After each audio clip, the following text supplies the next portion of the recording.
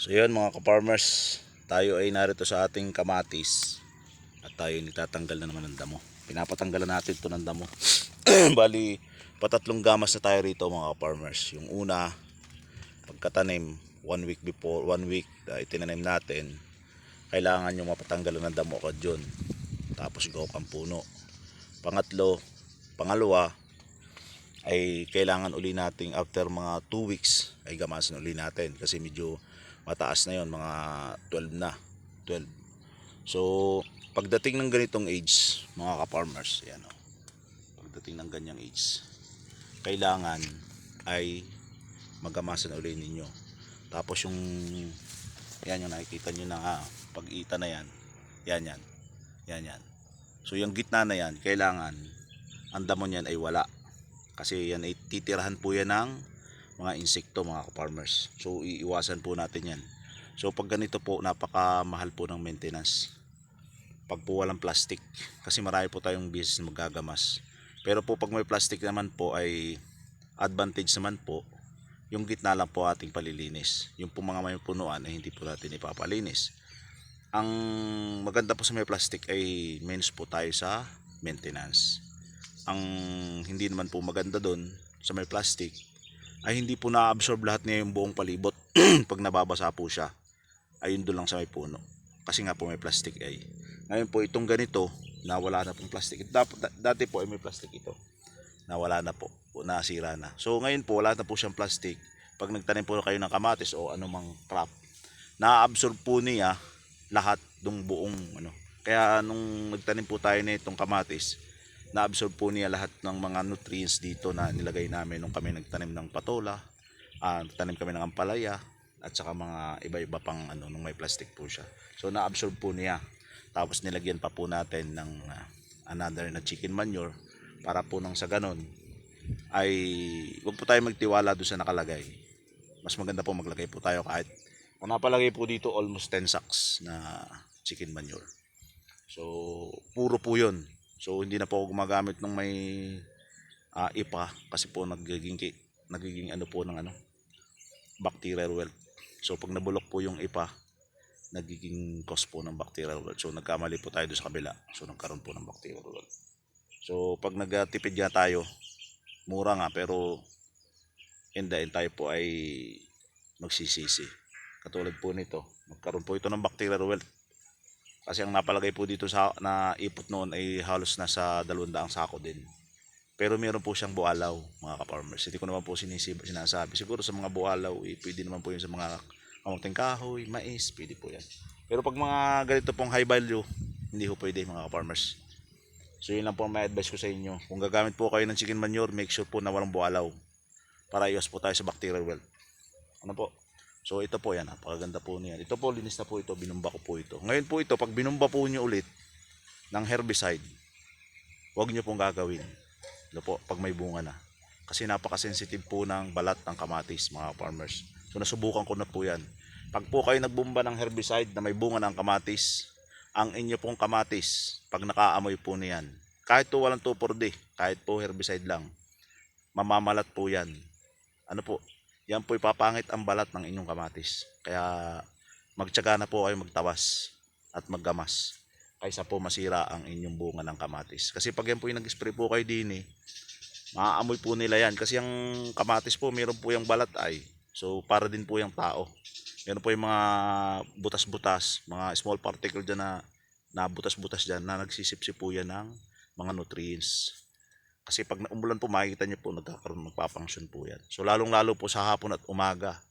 So bukas po yung kanilang tinatawag na stomata ng ating mga halaman. Kaya iiwas po kayo mag-spray ng herbicide pag may bunga na ang inyong kamatis mga ka-farmers.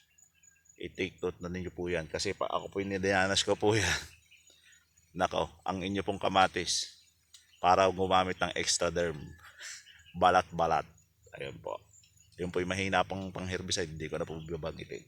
So yun po mga ka-farmers. Ito po yung update natin sa ating tomato. So yun po. Mapapansin po natin yung kaibahan ng walang plastic at may plastic.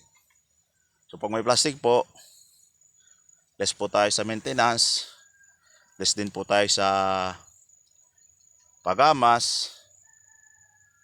Yun po ang advantage. Ang disadvantage naman po ay hindi po niya ma-absorb lahat ng nutrients doon sa loob ng plastic. Kasi nga po nakapas. Doon lang po siya may puno niya. Tapos po ay take note din po ninyo, yung pong mga puno po niyan. Hanggat maaari po, pag ganito na po kalaki, yan, ganyan na po kalaki.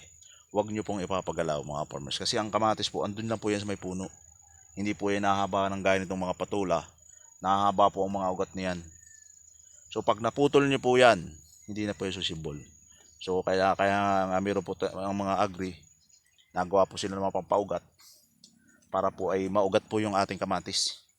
So ang kamatis po ay nakaintak lang po yan, mga isang bunton lang po yan na ugat. So pag binunot nyo po, tsaka sila ay mahuna. So kailangan bunot-bunot lang po ng damo. Tapos po pag malalaki na po ang damo niyan, huwag nyo na pong gagalawin yan. Maaaring gupitin nyo na yung mga damo. Kasi pag binunot nyo yung damo, dala na po yung kamatis. Ano po? So yun lang po ang advice natin sa ating mga farmers, yung mga baguhan. Sabi nga. So mamaya po susubok po tayo magtinda nito. Ayan o. Ayan. Magtitinda po tayo doon sa baba mamaya. Napakaganda po ng ating patola mga farmers. Ayan o. Napakaganda, napakakinis po. Napaka sariwang-sariwa. Hindi po pala makinis. Kasi hindi na makinisan eh. So kikinis po yan. Pag may edad na po yung inyong patola na ganitong hybrid, pag may edad na po yung puno, kikinis po ang balat niyan. So ngayon po ay medyo baby pa siya, yung mga puno niya. Kaya mapapansin nyo po ay medyo ano pa po siya. Ayan o. Parang hindi pa po siya nag-i-skinol. Ayan o. Pero pag po yan ay ano na, mga medyo ano na, maganda na po talaga yung. Pero mas maganda po yung ganari kasi sariwan-sariwa. So meron din po tayong mga case na ganito, mga ka-farmers. So, ayan. Ayan. Mga nababaak. So ito po kasi, mga ka-farmers, pag naturok po siya nung manunurok, ay nababaak po sa sobrang taba po ng sustansya po niya. Pag naturok po, nasilak po siya. Para po kayo nagbabalat ng mangga na kinalabaw. Pag binalatan niyo po yung nasilak, ayan po, silak po. So ito po ay hindi natin may iwasan. Wala pong gamot dito. Ang gamot po dito, kailangan mawala po yung manunurok. So mamaya po maglalagay po ulit tayo ng trap. Kasi baka po wala nang amoy yung trap natin. So maglalagay po ulit tayo ng paamoy para doon po sila pumunta ng pumunta. Kasi nga po kagabi po tayo nag-spray na ng herbicide, ng insecticide para dito. Para po hindi lapitan ng mga manunurok. Yun lang po mga farmers at isang mapagpalang umaga po sa inyong lahat. Ngayon po ay November 1. Advance happy birthday nga pala kay Kuya Manny. Kuya Manny Gaela diyan sa Tayabas, Quezon. So, Kuya Manny, happy birthday to you. Alam ko birthday mo ngayon, November 1. Kung di ako nagkakamali, November 1 o November 2, Kuya Manny. Happy birthday. Kung di ako nagkakamali, baka naman nagkakamali tayo. Alam ko birthday niya. So, yun. Kapatid po yan ng nanay ko. So, yun po. Isa pong mapagpalang umaga. At ngayon po ay All Saints Day. So, bukas po ay All Souls Day. So, yun po. Thank you for watching everyone. At congratulations again sa lahat ng mga winners ng ating mga barangay officials. Ang buong team Bilinya. So yun po. Congratulations po sa inyong lahat. Buong team Humawan. Congratulations din po sa inyong lahat diyan sa barangay Mamalauno at saan mong barangay. So congratulations po. Thank you. Diyan po sa barangay Look, Calamba, Laguna. Congratulations din po sa nanalong kapitan diyan. Sa aking kumpare dyan, si paring Erwin Tanyag at saka kay paring Rondel at paring dito, nalimutan ko na yung mga kumpare ko dyan, hindi ko sasabihin. Congratulations sa inyo dyan at alam mo kayo pagod na pagod din dyan. So yun, thank you.